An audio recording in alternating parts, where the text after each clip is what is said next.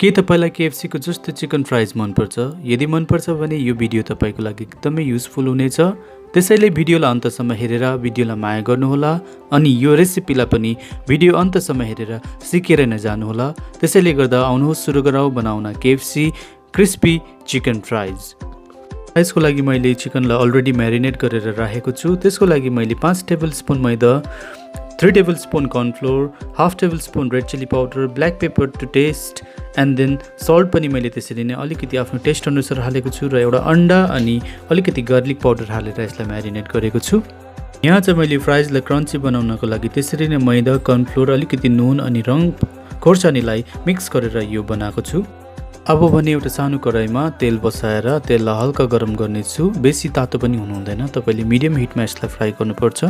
र यो मेरो म्यारिनेसन पनि एकदमै कम्प्लिट भइसक्यो। अब म यसलाई यो मैले जुन चाहिँ अलग्गै छुटाएर राखेको छु मैदा कर्नफ्लोरको यो मिक्सचर त्यसलाई त्यसमा डिप गर्नेछु र यसलाई मजाले यहाँ मिक्स गरेर यसलाई कोट गरेर चाहिँ अब फ्राई गर्नेछु एकाएक गर्दै।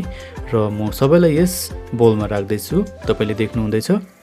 र यसरी राखिसकेपछि अब यसलाई म यो सबै मैदा र कर्नफ्लोरको जुन चाहिँ मैले अलग्गै पाउडर अथवा क्रस्ट बनाऊ यसलाई अब म कभर अप गर्नेछु र त्यसपछि यसलाई फ्राई गर्नेछु।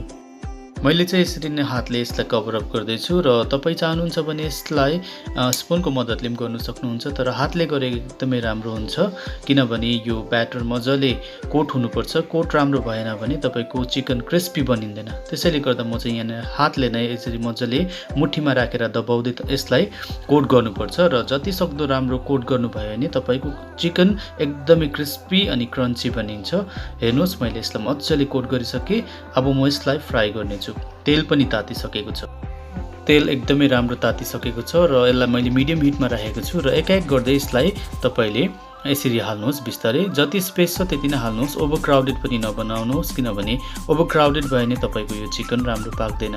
र मैले सानो कराईमा यसरी हाल्दैछु, तपाईँले आफ्नो इच्छा अनुरूपको कराई अथवा भाँडामा पकाउन सक्नुहुनेछ। र हेर्नुहोस् यो एकदमै कलर चेन्ज हुन थालेको छ। जति राम्रो तपाईले म्यारिनेसन गर्नुहुन्छ त्यति नै राम्रो तपाईको चिकन राम्रो हुन्छ र भित्र एकदमै जुसी अनि मोइस्ट भएर चिकन बनिन्छ र बाहिर चाहिँ एकदमै क्रिस्पी नै हुन्छ तर भित्र चाहिँ तपाईको एकदमै मोइस्ट अनि जुसी खालको हुन्छ। त्यसैले गर्दा यसलाई म्यारिनेसन पनि राम्रो गर्नुहोस्। हेर्नुहोस् एकदमै क्रिस्पी अनि क्रन्ची देखिँदैछ अहिलेदेखि नै किनभने यसलाई मैले मजाले कोटिङ गरेको छु।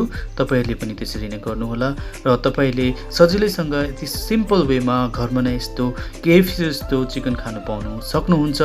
र यसलाई मैले पल्टाइसकेको छु र अब केही क्षणको बादमा यो एकदमै रेडी हुन्छ। हेर्नुहोस् मजाले मैले यसलाई मिडियम फ्लेममा पकाउँदैछु। फ्लेम ज्यादा भयो भने यो बाहिरबाट डढ्छ तर भित्र पाक्दैन, त्यसैले यसलाई मिडियम फ्लेममा नै पकाउनुहोस् र राम्रो पनि बनिन्छ।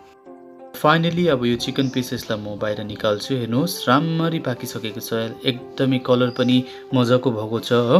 र अब यसलाई म निकालेर प्लेटमा राख्नेछु र यसमा भएको तेललाई हल्का ड्रेन गर्नुहोस् र यसलाई अब म ट्रान्सफर गरिदिन्छु प्लेटमा। हेर्नुहोस् एकदमै क्रिस्पी एकदमै माउथ वाटरिङ देखिँदैछ। तपाईले यो रेसिपी घरमा अवश्य पनि ट्राई गर्नुहोला। यदि तपाईलाई रेसिपी मन पर्यो भने च्यानललाई सब्स्क्राइब पनि गरिदिनुहोला गर्नुभएको छैन भने। यदि अलरेडी गर्नुभएको छ भने च्यानललाई आफ्नो साथीभाइसँग सेयर पनि गरिदिनुहोला। हेर्नुहोस् चिकन एकदमै राम्रो देखिँदैछ र यो रेसिपी एकदमै सिम्पल थियो, एकदमै साधारण थियो। आई होप तपाईहरुलाई मन पर्यो होला है। र मन पर्यो भने मैले भनेको जस्तै तपाईले च्यानललाई भरपुर माया गरिदिनु होला। So thank you so much for watching र फ्युचरमा पनि यसरी नै तपाईको निम्ति भिडियो लिएर आउने छु। र आजलाई पनि यति नै। आई होप तपाईलाई भिडियो मन पर्यो होला। भिडियो मन पर्यो भने please like, comment and share with your friends. Thank you so much.